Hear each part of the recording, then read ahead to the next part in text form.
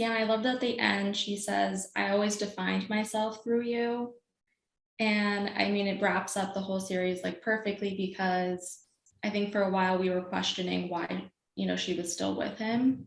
Mm-hmm. Do you think that was just, the perfect way to end it, that she's finally finding herself? I agree. I think she's realizing how her own complicity and how she's really invested her entire life into supporting this man and being this wife, and benefited from the proximity to that kind of power, and raised a perfect family, and attracted envy from other people at the school, and was luxuriating in that feeling, and realizes that everything that she's invested in is kind of paper thin, and what has she given up of herself to do this? And she's asking big questions, and I think it really comes full circle at the end, and she realizes that she has to break this cycle. She has to, for the sake of her children, and probably live with the consequences of the decisions that she's made. Everything that she's built has fallen apart, and it's painful, but there's growth in her at that moment, for sure. What would you hope it comes next for their family? I mean, it's like you said, I'm telling my kids the core truth.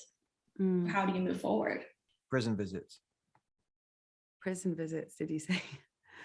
I think, yeah, it's a good question. I like to imagine that Sophie and the children live on the coast in Dorset and have a very, very normal, simple life. And the chain of kind of we are white houses is broken, and she really starts to educate them in the realities of living a normal existence. James is in big trouble. I mean, there are so many spoilers in this interview, so I'm not sure when it's coming out, but I feel like we've revealed a lot about the plot. I hope that's all right.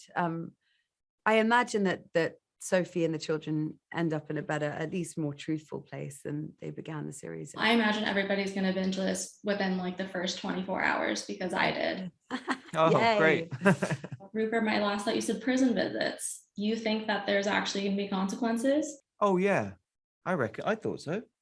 Don't you? It's not looking good, is it? No. Not looking good for anyone. No, I think he's done. I mean, that's the impression I got. Did you get a different impression? Well, it depends on if this is set in the real world or not. That's a good point. Right. Naomi, I was curious because at the end of the series, we're kind of left almost, it's like they've almost forgotten about you, which is kind of fitting since that seemingly happens to a lot of victims. What do you think happens to Olivia? I think that she still wants to be in politics. I just don't know in what context, if that would be, working for MPs, maybe not. But I think she definitely is still going to pursue what it is she feels like. I think she genuinely believes in the party that, James is a part of, and this kind of new face of that party. So I think those things don't change. It just might look a little bit in a different context, maybe. But no, I think you're right in saying, to touch on Michelle's point of the audience becoming the jury, and Olivia, I think there's maybe, and hopefully Olivia can also become like other people in people's minds. Maybe they're people from their past, maybe themselves, or they can see themselves in her. And so therefore not having this kind of specific resolution makes her more of a kind of a symbol of people who go through that, kind of what you touched upon. We did shoot something actually, which wasn't like a resolution, but it was something, and it didn't feel right, and it didn't feel right for the character.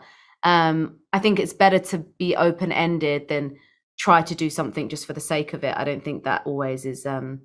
It's right for the character. So I think SJ made the right call on that.